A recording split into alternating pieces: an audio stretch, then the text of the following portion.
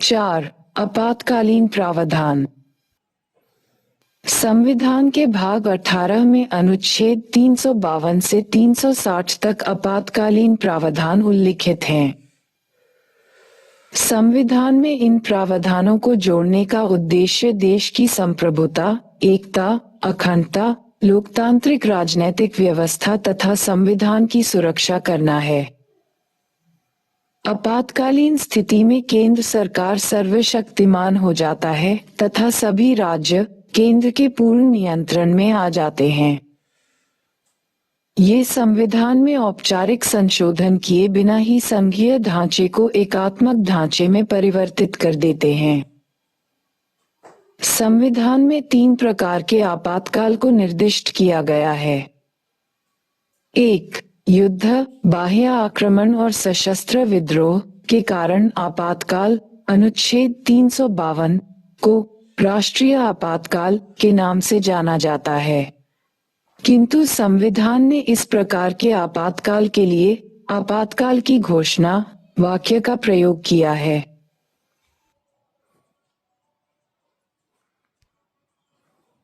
2. राज्यों में संवैधानिक तंत्र की विफलता के कारण आपातकाल को राष्ट्रपति शासन अनुच्छेद 356 के नाम से जाना जाए।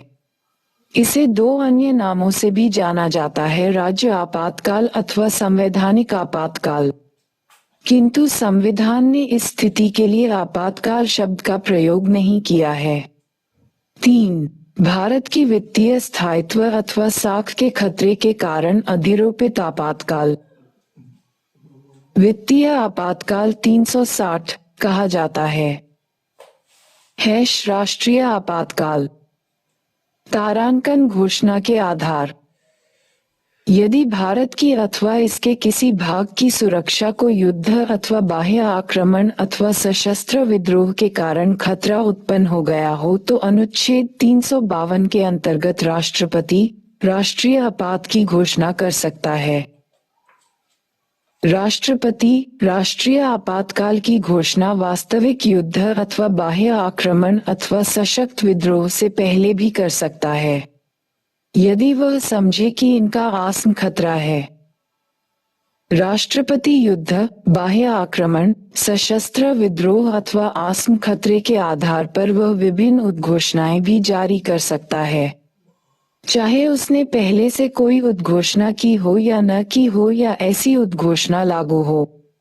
ये प्रावधान 1975 में 38वें संविधान संशोधन अधिनियम के द्वारा जोड़ा गया है। जब राष्ट्रीय आपातकाल की घोषणा युद्ध अथवा बाह्य आक्रमण के आधार पर की जाती है, तब इसे बाह्य आपातकाल के नाम से जाना जाता है। जब घोषणा सशस्त्र विद्रोह के आधार पर की जाती है, तब इसे आंतरिक आपातकाल के नाम से जाना जाता है।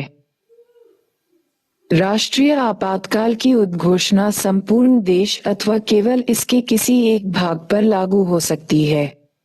1976 के 42वें संविधान संशोधन अधिनियम ने राष्ट्रपति को भारत के किसी विशेष भाग पर राष्ट्रीय आपातकाल लागू करने का अधिकार प्रदान किया है। प्रारंभ में संविधान ने राष्ट्रीय आपातकाल के तीसरे आधार के रूप में आंतरिक गड़बड़ी का प्रयोग किया था, किंतु ये शब्द बहुत ही अस्पष्ट था। अतः 1978 के 44वें संशोधन अधिनियम द्वारा आंतरिक गड़बड़ी शब्द को सशस्त्र विद्रोह शब्द से विस्थापित कर दिया गया। अब आंतरिक गड़बड़ी के आधार पर आपातकाल की घोषणा करना संभव नहीं है, जैसा कि 1975 में इंदिरा गांधी के नेतृत्व वाली कांग्रेस सरकार ने किया था। राष्ट्रपति राष्ट्रीय आपातकाल की उद्घोषणा केवल मंत्रिमंडल की लिखित सिफारिश प्राप्त होने पर ही कर सकता है। आपातकाल की घोषणा केवल मंत्रिमंडल की सहमति से ही हो सकती है, न कि मात्र प्रधानमंत्री की सलाह से।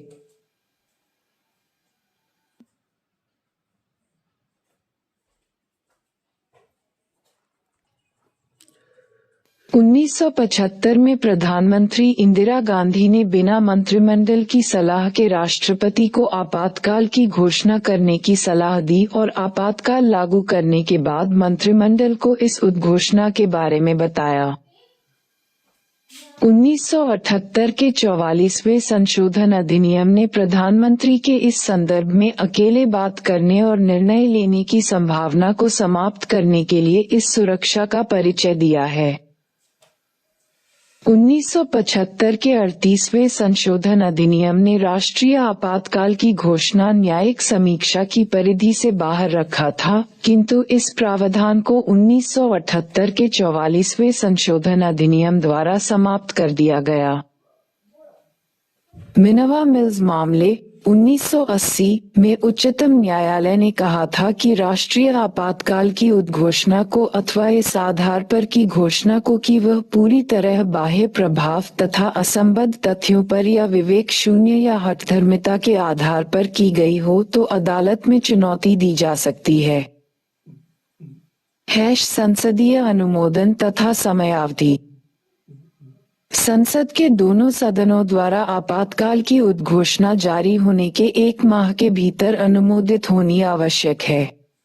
प्रारंभ में संसद द्वारा अनुमोदन के लिए दी गई समय सीमा 2 माह थी, किंतु 1978 के 44वें संशोधन अधिनियम द्वारा इसे घटा दिया गया।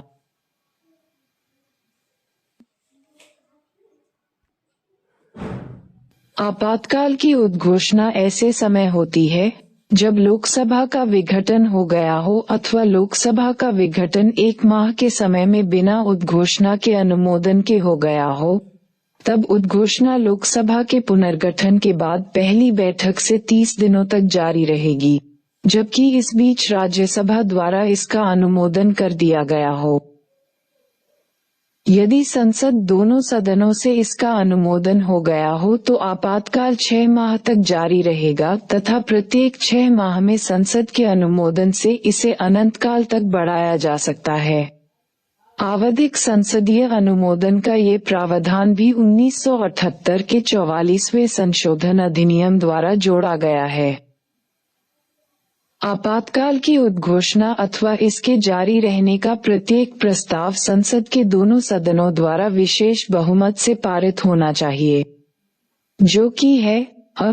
उस सदन के कुल सदस्यों का बहुमत, ब.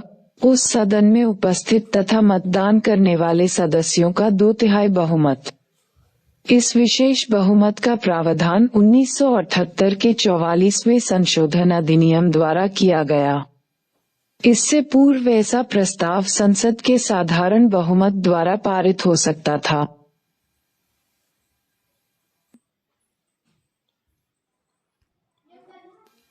उद्घोषणा की समाप्ति। राष्ट्रपति द्वारा आपातकाल की उद्घोषणा किसी भी समय एक दूसरी उद्घोषणा से समाप्त की जा सकती है। ऐसी उद्घोषणा को संसदीय अनुमोदन की आवश्यकता नहीं होती। राष्ट्रपति को ऐसी उद्घोषणा को समाप्त कर देना आवश्यक है जब लोकसभा इसके जारी रहने के अनुमोदन का प्रस्ताव निरस्त कर दे। ये सुरक्षा उपाय भी 1978 के 44वें संशोधन अधिनियम द्वारा पेश किया गया था। संशोधन से पहले राष्ट्रपति किसी उद्घोषणा को अपने विवेक से समाप्त कर सकता था तथा लोकसभा का इस संदर्भ में कोई नियंत्रण नहीं था। 1978 के 44वें संशोधन अधिनियम ने यह व्यवस्था भी की है कि यदि लोकसभा की कुल सदस्य संख्या के 1/10 सदस्य स्पीकर, अध्यक्ष को अथवा राष्ट्रपति को, यदि सदन नहीं चल रहा हो, लिखित रूप से नोटिस दे तो 14 दिन के अंदर उद्घोषणा के जारी रहने के प्रस्ताव को अस्वीकार करने के लिए सदन की विशेष बैठक विचार विमर्श के उद्देश्य से बुलाई जा सकती है। उद्घोषणा को अस्वीकार करने का प्रस्ताव उद्घोषणा के जारी रहने के अनुमोदन के प्रस्ताव से निम्न 2 तरह से भिन्न होता है। 1. पहला केवल लोकसभा से ही पारित होना आवश्यक है, जबकि दूसरे को संसद के दोनों सदनों से पारित होने की आवश्यकता है।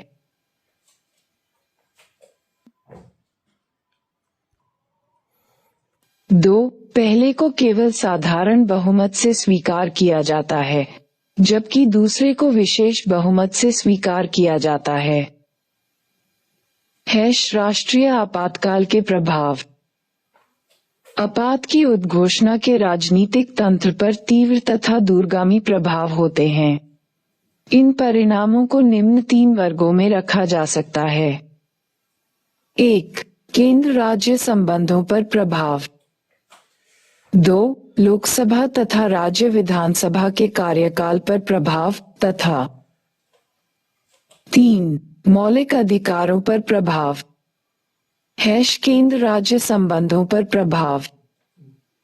जब आपातकाल की उद्घोषणा लागू होती है, तब केंद्र राज्य के सामान्य संबंधों में मूलभूत परिवर्तन होते हैं।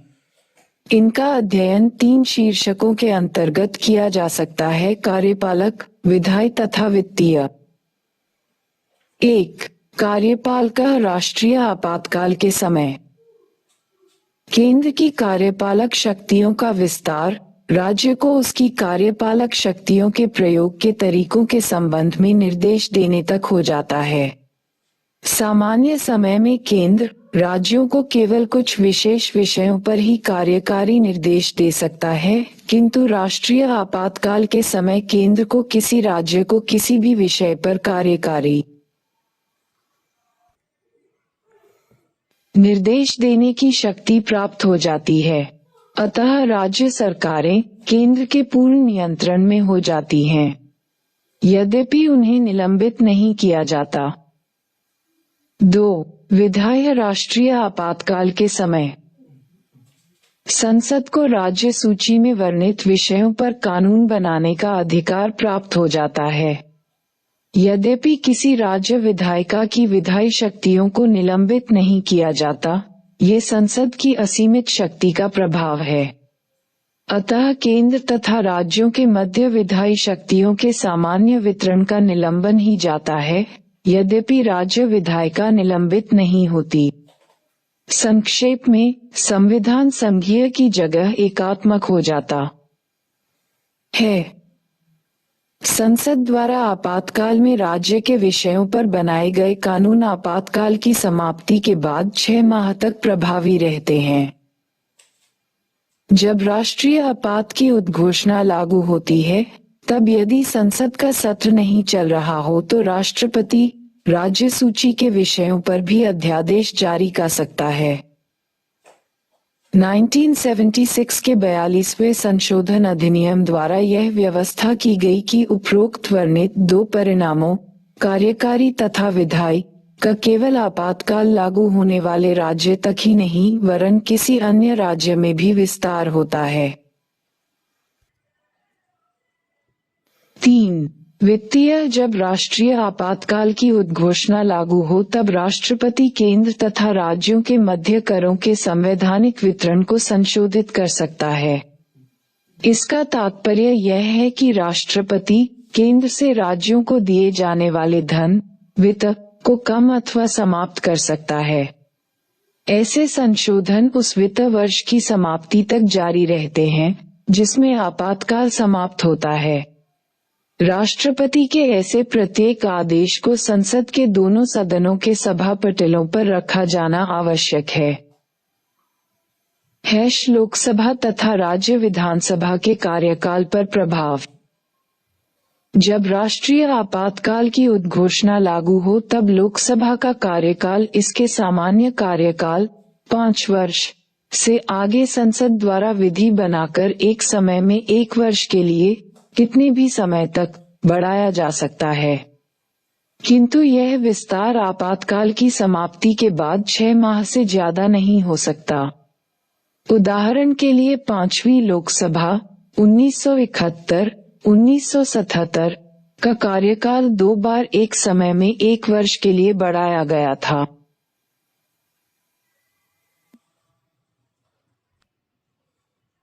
इसी प्रकार राष्ट्रीय आपात के समय संसद किसी राज्य विधानसभा का कार्यकाल 5 वर्ष प्रत्येक बार 1 वर्ष के लिए कितने भी समय तक बढ़ा सकती है, जो कि आपातकाल की समाप्ति के बाद अधिकतम 6 माह तक ही रहता है। मूल अधिकारों पर प्रभाव। अनुच्छेद 358 तथा 359 राष्ट्रीय आपातकाल में मूल अधिकार पर प्रभाव का वर्णन करते हैं। अनुच्छेद 358 अनुच्छेद 19 द्वारा दिए गए मूल अधिकारों के निलंबन से संबंधित है, जबकि अनुच्छेद 359 अन्य मूल अधिकारों के निलंबन, अनुच्छेद 20 तथा 21 द्वारा प्रदत्त अधिकारों को छोड़कर से संबंधित है। ये दो प्रावधान निम्नानुसार वर्णित किए जाते हैं। 1. अनुच्छेद 19 के अंतर्गत प्रदत्त मूल अधिकारों का निलंबन है। अनुच्छेद 358 के अनुसार जब राष्ट्रीय आपात की उद्घोषणा की जाती है, जब अनुच्छेद 19 द्वारा प्रदत्त 6 मूल अधिकार स्वतः ही निलंबित हो जाते हैं। इनके निलंबन के लिए किसी अलग आदेश की आवश्यकता नहीं होती है। जब राष्ट्रीय आपातकाल की उद्घोषणा लागू होती है, तब राज्य अनुच्छेद 19 द्वारा लगाए गए प्रतिबंधों से स्वतंत्र होता है। दूसरे शब्दों में, राज्य अनुच्छेद 19 द्वारा प्रदत्त 6 मूल अधिकारों को कम करने अथवा हटाने के लिए कानून बना सकता है अथवा कोई कार्यकारी निर्णय ले सकता है। ऐसे किसी कानून अथवा कार्य को इस आधार पर कि यह अनुच्छेद 19 द्वारा प्रदत्त 6 मूल अधिकारों का उल्लंघन है, चुनौती नहीं दी जा सकती। जब राष्ट्रीय आपातकाल समाप्त हो जाता है, अनुच्छेद 19 स्वतः पुनर्जीवित हो जाता है तथा प्रभाव में आ जाता है। आपातकाल के बाद अनुच्छेद 19 के विपरीत बना कोई कानून अप्रभावी हो जाता है, किंतु आपातकाल के समय हुई किसी चीज का प्रतिकार, भरपाई नहीं होता, यहाँ तक कि आपातकाल के बाद भी। इसका तात्पर्य है कि आपातकाल में किए गए विधायी तथा कार्यकारी निर्णयों को आपातकाल के बाद भी चुनौती नहीं दी जा सकती। 1978 के 44वें संशोधन अधिनियम ने अनुच्छेद 358 की संभावना पर 2 प्रकार से प्रतिबंध लगा दिया है। प्रथम, अनुच्छेद 19 द्वारा प्रदत्त 6 मूल अधिकारों को युद्ध अथवा बाह्य आक्रमण के आधार पर घोषित आपातकाल में ही निलंबित किया जा सकता है, न कि सशस्त्र विद्रोह के आधार पर।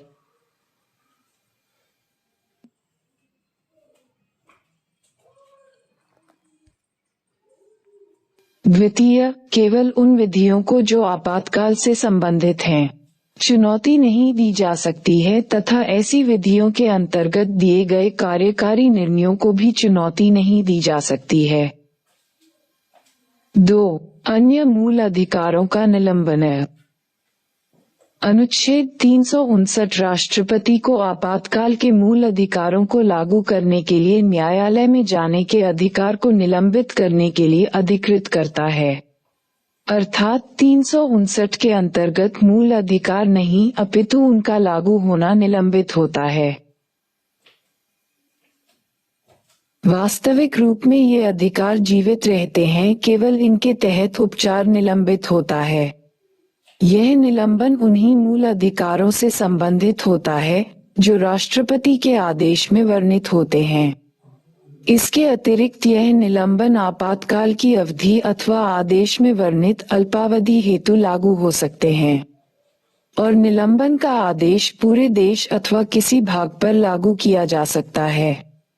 इसे संसद की मंजूरी के लिए प्रत्येक सदन में प्रस्तुत करना होता है। 44वां संविधान संशोधन अधिनियम 1978 अनुच्छेद 359 के क्षेत्र में 2 प्रतिबंध लगाता है। प्रथम, राष्ट्रपति अनुच्छेद 20 तथा 21 के अंतर्गत दिए गए अधिकारों को लागू करने के लिए न्यायालय में जाने के अधिकार को निलंबित नहीं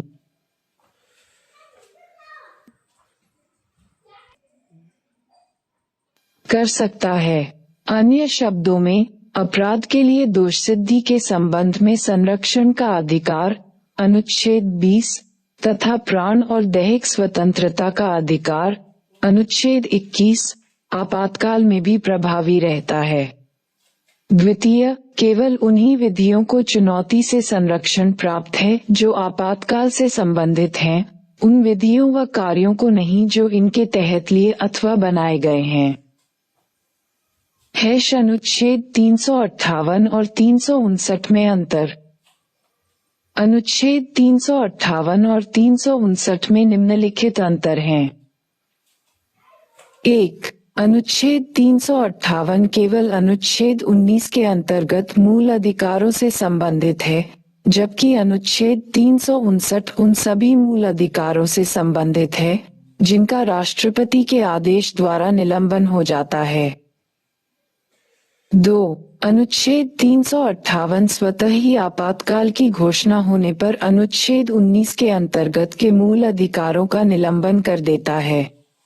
दूसरी ओर अनुच्छेद 359 मूल अधिकारों का निलंबन स्वतः नहीं करता।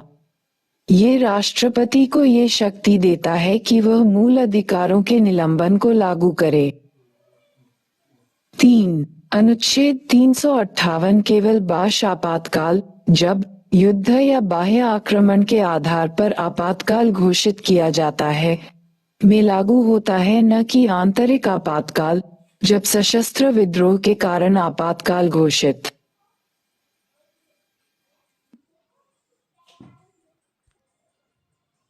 होता है के समय। दूसरी ओर अनुच्छेद 359 बाह्य तथा आंतरिक दोनों आपातकाल में लागू होता है। 4. अनुच्छेद 358 अनुच्छेद 19 के अंतर्गत के मूल अधिकारों को आपातकाल की संपूर्ण अवधि के लिए निलंबित कर देता है, जबकि अनुच्छेद 359 मूल अधिकारों के निलंबन को राष्ट्रपति द्वारा उल्लेख की गई अवधि के लिए लागू करता है। यह अवधि संपूर्ण आपातकालीन अवधि अथवा अल्पावधि हो सकती है।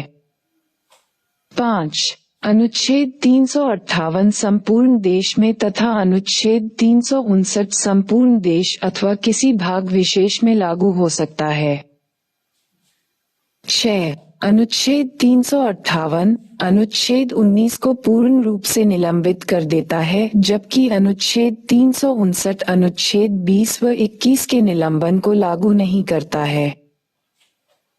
7. अनुच्छेद 358 राज्य को अनुच्छेद 19 के अंतर्गत के मूल अधिकारों से सामे नहीं रखने वाले नियम बनाने अथवा कार्यकारी कदम उठाने का अधिकार देता है, जबकि अनुच्छेद 359 केवल उन्हीं मूल अधिकारों के संबंध में ऐसे कार्य करने का अधिकार देता है जिन्हें राष्ट्रपति के आदेश द्वारा निलंबित किया गया है।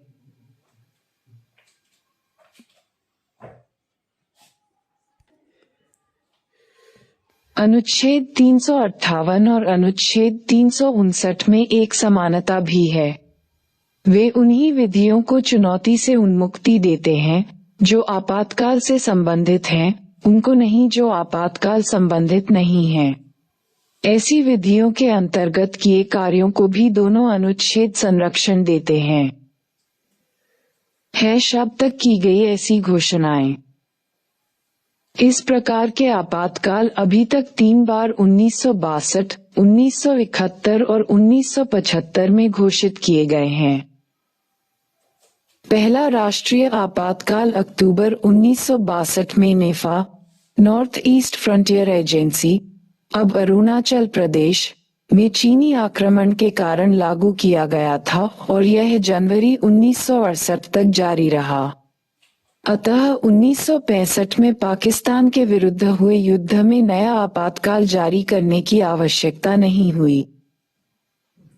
दूसरा राष्ट्रीय आपातकाल दिसंबर 1971 में पाकिस्तान के आक्रमण के फलस्वरूप जारी किया गया।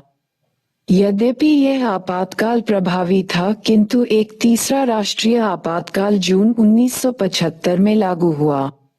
दूसरी तथा तीसरी दोनों ही आपातकालीन घोषणाएं मार्च 1977 में समाप्त की गई। पहली दो आपातकाल घोषणाएं 1962 और 1971 बाह्य आक्रमण के आधार पर, जबकि तीसरी आपातकाल घोषणा 1975 आंतरिक उपद्रव के आधार पर थी। कुछ लोग पुलिस और सशस्त्र बलों को उनके कार्य तथा नित्य कर्तव्यों के विरुद्ध उन्हें भड़का रहे थे। 1975 में घोषित आपातकाल, आंतरिक आपातकाल, सबसे ज्यादा विवादास्पद सिद्ध हुआ। उस समय आपातकाल में अधिकारों के दुरुपयोग के विरुद्ध व्यापक विरोध हुआ था। आपातकाल के बाद 1977 में हुए लोकसभा चुनावों में इंदिरा गांधी के नेतृत्व में कांग्रेस पार्टी हो गई तथा जनता दल सत्ता में आई और उसने आपातकाल की जांच के लिए शाह आयोग का गठन किया। आयोग ने आपातकाल को तर्कसंगत नहीं बताया। अंततः 44वां संशोधन 1978 में लाया गया, जिसमें आपातकालीन अधिकारों के दुरुपयोग को रोकने के कई उपाय किए गए। राष्ट्रपति शासन। तारांकन आरोपण का आधार। अनुच्छेद 355 केंद्र को इस कर्तव्य के लिए विवश करता है कि प्रत्येक राज्य सरकार संविधान की प्रबंध व्यवस्था के अनुरूप ही कार्य करेगी। केंद्र अनुच्छेद 356 के अंतर्गत राज्य में संविधान तंत्र के विफल हो जाने पर राज्य सरकार को अपने नियंत्रण में ले सकता है। ये सामान्य रूप में राष्ट्रपति शासन के रूप में जाना जाता है। इसे राज्य आपात या संवैधानिक आपातकाल भी कहा जाता है।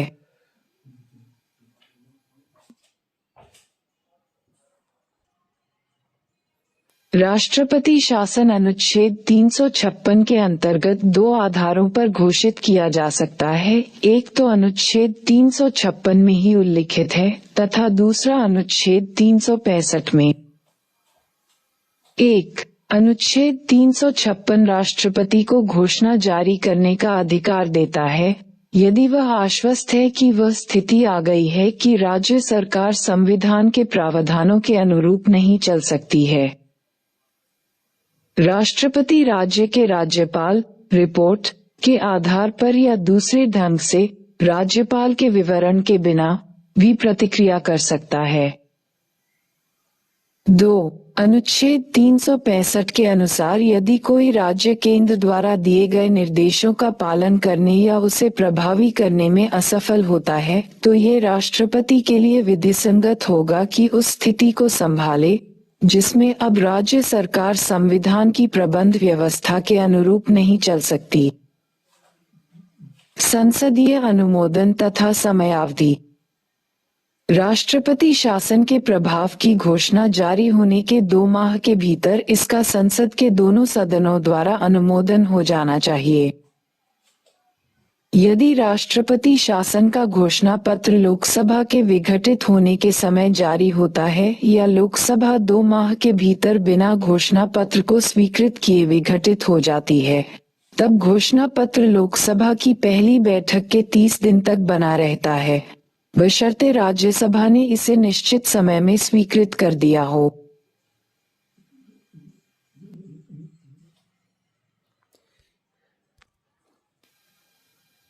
यदि दोनों सदनों द्वारा स्वीकृत हो तो राष्ट्रपति 6 माह तक चलता है। इसे अधिकतम 3 वर्ष की अवधि के लिए संसद की प्रत्येक 6 माह की स्वीकृति से बढ़ाया जा सकता है। यदि 6 माह की अवधि में यदि लोकसभा राष्ट्रपति के शासन को जारी रखने के प्रस्ताव को मंजूर किए बिना विघटित हो जाती है तो ये घोषणा लोकसभा के पुनर्गठन के बाद इसकी प्रथम बैठक के 30 दिनों तक लागू रहेगी, परंतु इस अवधि में राज्यसभा द्वारा इसे मंजूरी देना आवश्यक है। राष्ट्रपति शासन की घोषणा को मंजूरी देने वाला प्रत्येक प्रस्ताव किसी भी सदन द्वारा सामान्य बहुमत द्वारा पारित किया जा सकता है, अर्थात सदन में सदस्यों की उपस्थिति व मतदान का बहुमत। 44वें संविधान संशोधन अधिनियम 1978 में प्रावधान किया गया कि 1 वर्ष के पश्चात राष्ट्रपति शासन को 6 माह के लिए केवल तब बढ़ाया जा सकता है जब निम्नलिखित 2 परिस्थितियां पूरी हों। 1. यदि भारत में अथवा पूरे राज्य या उसके किसी भाग में राष्ट्रीय आपात की घोषणा की गई हो। 2. चुनाव आयोग ये प्रमाणित करे कि संबंधित राज्य में विधानसभा चुनाव के लिए कठिनाइयां उपस्थित हैं।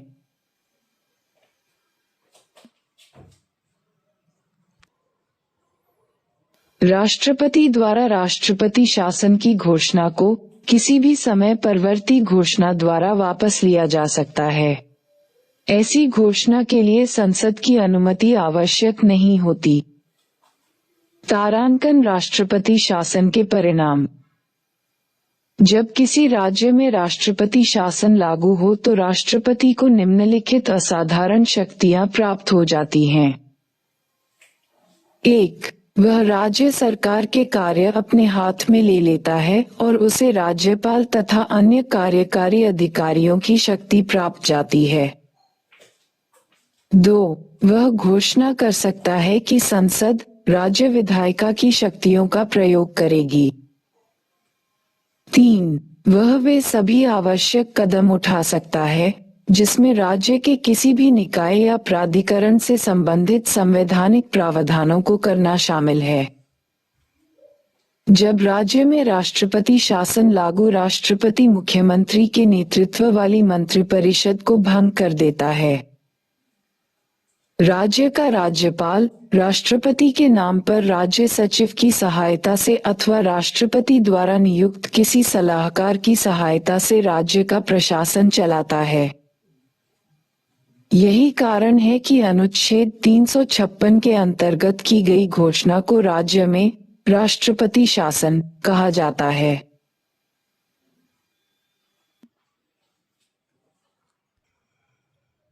राष्ट्रपति राज्य विधानसभा को विघटित अथवा निलंबित कर सकता है। जब कोई राज्य विधानसभा इस प्रकार निलंबित हो अथवा विघटित हो। 1. संसद राज्य के लिए विधि बनाने की शक्ति राष्ट्रपति अथवा उनके द्वारा उल्लिखित किसी अधिकारी को दे सकती है।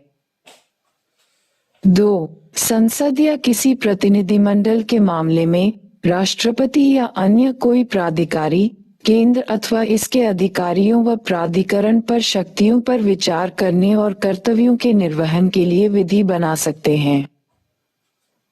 3. जब लोकसभा का सत्र नहीं चल रहा हो तो राष्ट्रपति संसद की अनुमति के लिए लंबित पड़े राज्य की संचित निधि का प्रयोग को प्राधिकृत कर सकता है। 4. जब संसद का सत्रावसान हो तो राष्ट्रपति राज्य के लिए अध्यादेश जारी कर सकता है। राष्ट्रपति अथवा संसद अथवा अन्य किसी विशेष प्राधिकारी द्वारा बनाया गया कानून राष्ट्रपति शासन के पश्चात भी प्रभाव में रहेगा।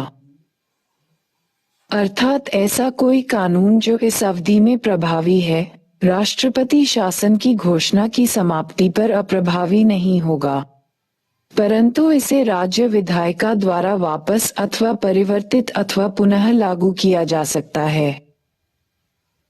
ये बात ध्यान देने योग्य है कि राष्ट्रपति को संबंधित उच्च न्यायालय की शक्तियां प्राप्त नहीं होती हैं और वह उनसे संबंधित संवैधानिक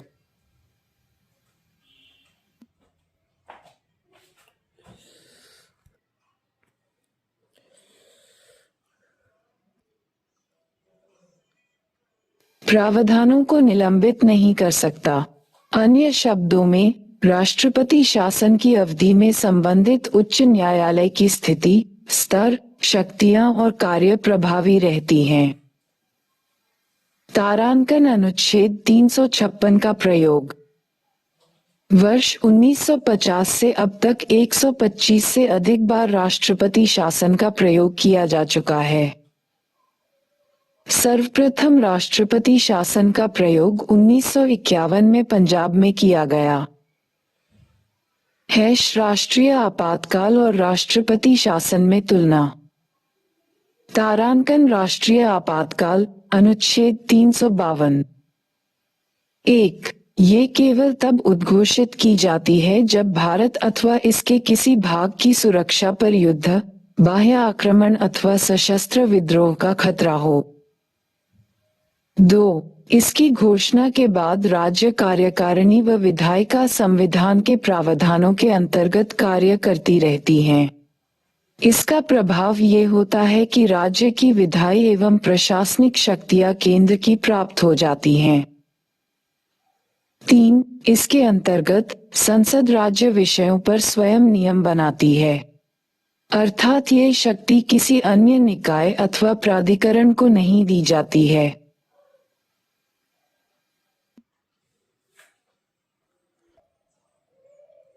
4. इसके लिए अधिकतम समयावधि निश्चित नहीं है। इसे प्रत्येक 6 माह बाद संसद से अनुमति लेकर अनिश्चित काल तक लागू किया जा सकता है। 5. इसके अंतर्गत सभी राज्यों तथा केंद्र के बीच संबंध परिवर्तित होते हैं। 6. इसकी घोषणा करने अथवा इसे जारी रखने से संबंधित सभी प्रस्ताव संसद में विशेष बहुमत द्वारा पारित होने चाहिए। 7. यह नागरिकों के मूल अधिकारों को प्रभावित करता है। 8. लोकसभा इसकी घोषणा वापस लेने के लिए प्रस्ताव पारित कर सकती है। तारांकन राष्ट्रपति शासन अनुच्छेद 356। 1. इसकी घोषणा तब की जाती है जब किसी राज्य की सरकार संविधान के प्रावधान के अनुसार कार्य न कर रही हो और इनका कारण युद्ध, बाह्य आक्रमण व सैन्य विद्रोह न हो। 2. इस स्थिति में राज्य कार्यपालिका बर्खास्त हो जाती है तथा राज्य विधायिका या तो निलंबित हो जाती है अथवा विघटित हो जाती है। राष्ट्रपति राज्यपाल के माध्यम से राज्य का प्रशासन चलाता है तथा संसद राज्य के लिए कानून बनाती है। संक्षेप में, राज्य की कार्यकारी व विधायी शक्तियां केंद्र को प्राप्त हो जाती हैं। 3.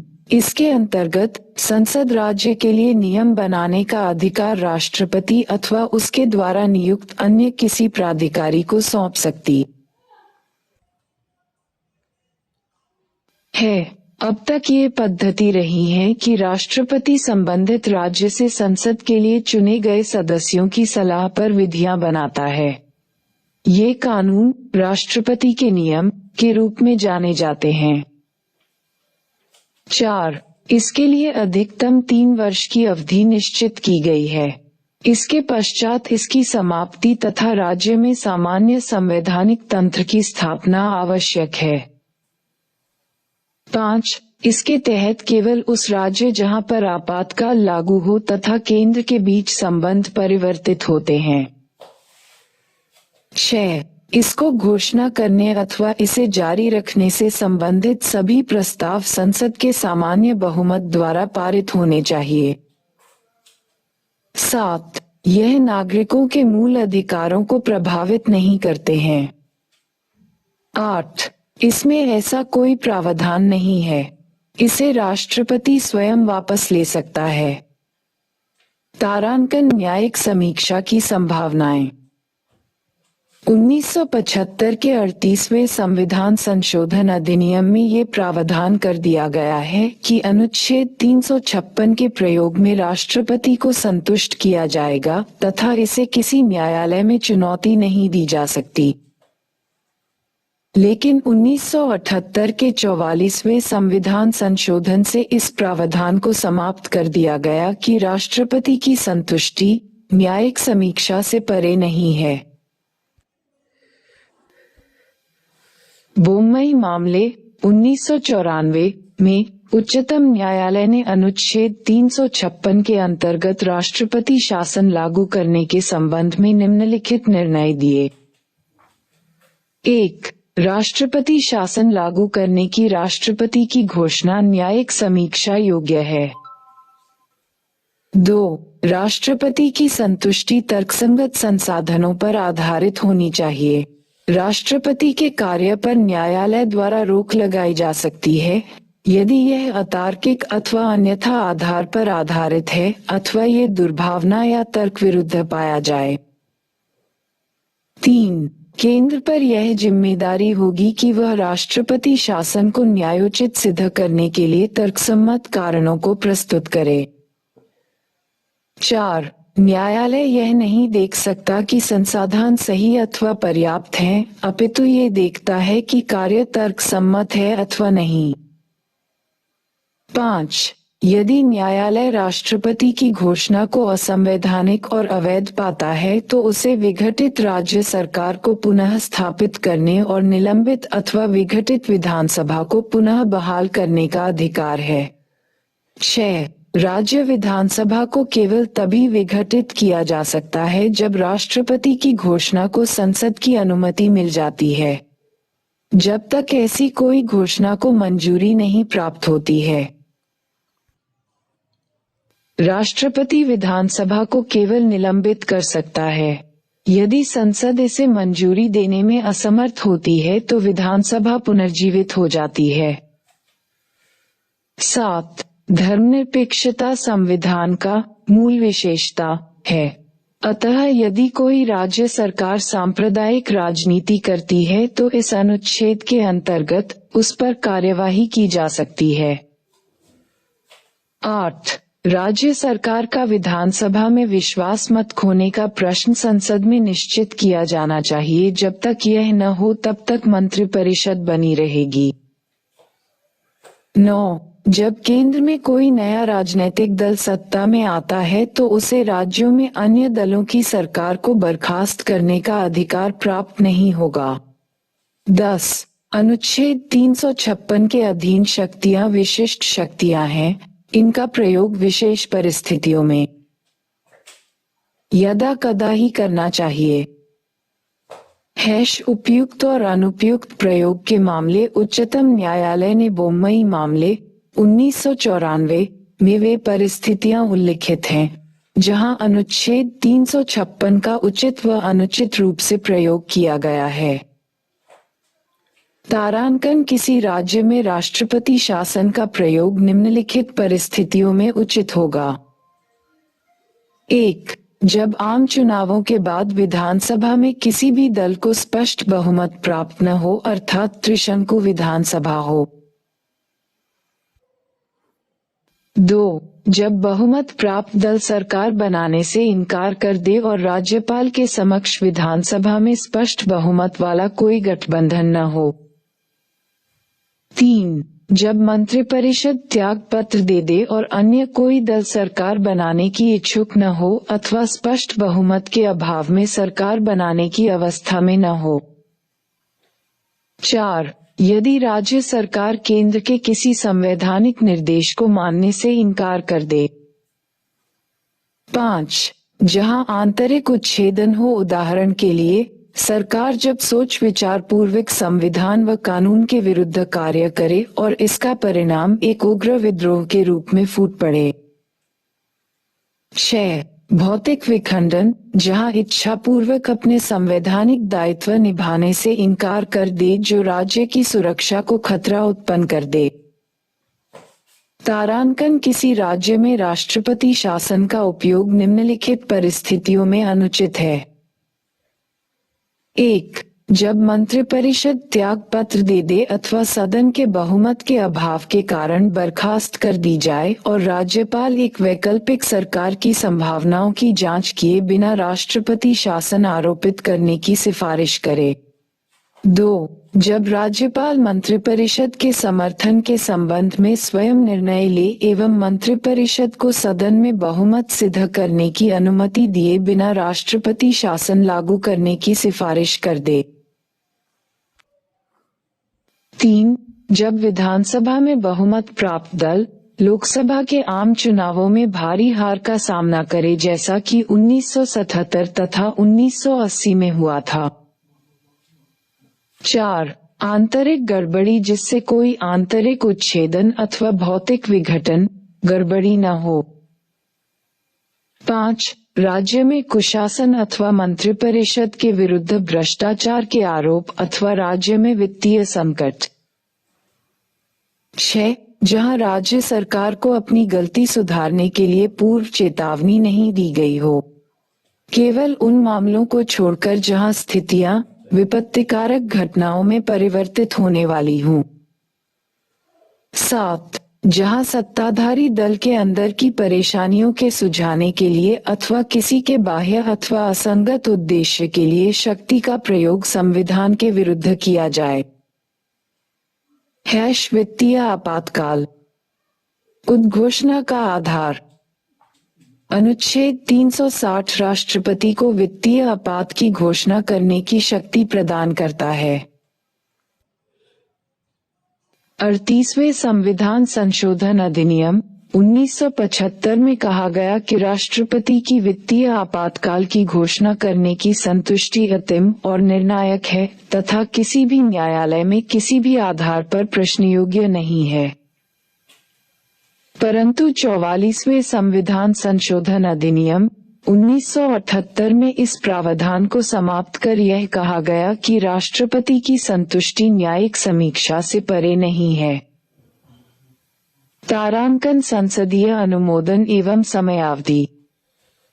वित्तीय आपात की घोषणा को घोषित तिथि के 2 माह के भीतर संसद की स्वीकृति मिलना अनिवार्य है।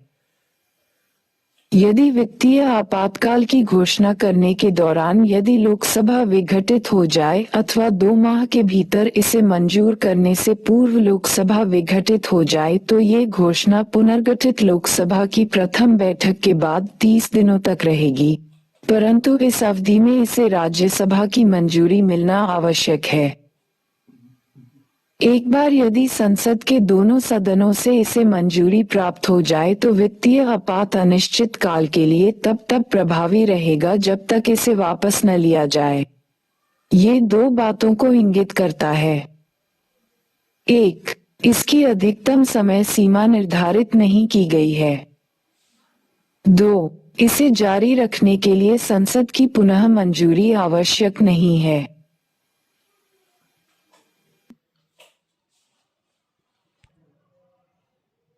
वित्तीय आपातकाल की घोषणा को मंजूरी देने वाला प्रस्ताव संसद के किसी भी सदन द्वारा सामान्य बहुमत द्वारा पारित किया जा सकता है, अर्थात सदन में उपस्थित सदस्यों की उपस्थिति एवं मतदान का बहुमत।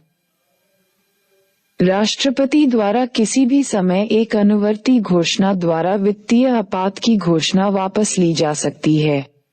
ऐसी घोषणा को किसी संसदीय मंजूरी की आवश्यकता नहीं है। तारांकन वित्तीय आपातकाल के प्रभाव। वित्तीय आपात की परवर्ती घटनाएं निम्न प्रकार हैं। 1. ऐसे किसी भी निर्देश में इन प्रावधानों का उल्लेख हो सकता है। अ. राज्य की सेवा में किसी भी अथवा सभी वर्गों के सेवकों की वेतन एवं भत्तों में कटौती। बी. राज्य विधायिका द्वारा पारित कर राष्ट्रपति के विचार हेतु लाए गए सभी धन विधेयकों अथवा अन्य वित्तीय विधेयकों को आरक्षित रखना। 2. राष्ट्रपति वेतन एवं भत्तों में कटौती हेतु निर्देश जारी कर सकता है। आई. केंद्र की सेवा में लगे सभी अथवा किसी भी श्रेणी के व्यक्तियों को और ई. उच्चतम न्यायालय एवं उच्च न्यायालय के सभी न्यायाधीशों की। अतः वित्तीय आपातकाल की अवधि में राज्य के सभी वित्तीय मामलों में केंद्र का नियंत्रण हो जाता है। संविधान सभा के एक सदस्य एच.एन. कुंजरू ने कहा कि वित्तीय आपात राज्य की वित्तीय संप्रभुता के लिए एक गंभीर खतरा है। अब तक वित्तीय संकट घोषित नहीं हुआ है, यद्यपि 1991 में वित्तीय संकट आया था। तारांकन आपातकालीन प्रावधानों की आलोचना। संविधान सभा के कुछ सदस्यों ने संविधान में आपातकालीन प्रावधानों के संसर्ग की निम्न आधार पर आलोचना की। 1. संविधान का संघीय प्रभाव नष्ट होगा तथा केंद्र सर्वशक्तिमान बन जाएगा। 2. राज्यों की शक्तियां, एकल एवं संघीय दोनों, पूरी तरह से केंद्रीय प्रबंधन के हाथ में आ जाएंगी। 3. राष्ट्रपति ही तानाशाह बन जाएगा। 4. राज्यों की वित्तीय स्वायत्तता निरर्थक हो जाएंगी। 5. मूल अधिकार अर्थहीन हो जाएंगे और परिणामस्वरूप संविधान की प्रजातंत्रीय आधारशिला नष्ट हो जाएगी। आपात प्रावधान संबंधी अनुच्छेद। आपातकाल की घोषणा 352। आपातकाल लागू होने के प्रभाव 353। आपातकाल की घोषणा जारी रहते राजस्व के वितरण से संबंधित प्रावधानों का लागू होना 354। राज्यों की बाहरी आक्रमण तथा आंतरिक अव्यवस्था से सुरक्षा संबंधी संघ के कर्तव्य 355। राज्यों में संवैधानिक तंत्र की विफलता की स्थिति संबंधी प्रावधान 356। अनुच्छेद 356 के अंतर्गत जारी घोषणा के बाद विधायी शक्तियों का प्रयोग 357। आपातकाल में अनुच्छेद 19 के प्रावधानों का स्थगन 358। आपातकाल में भाग 3 में प्रदत्त अधिकारों को लागू करना, स्थगित रखना 359। इस भाग को पंजाब राज्य पर भी लागू करना, निरस्त 359 है। वित्तीय आपातकाल संबंधी प्रावधान 360।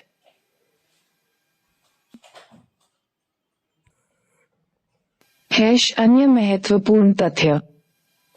1. सशस्त्र विद्रोह उक्ति को 44वें संशोधन अधिनियम 1978 द्वारा शामिल किया गया।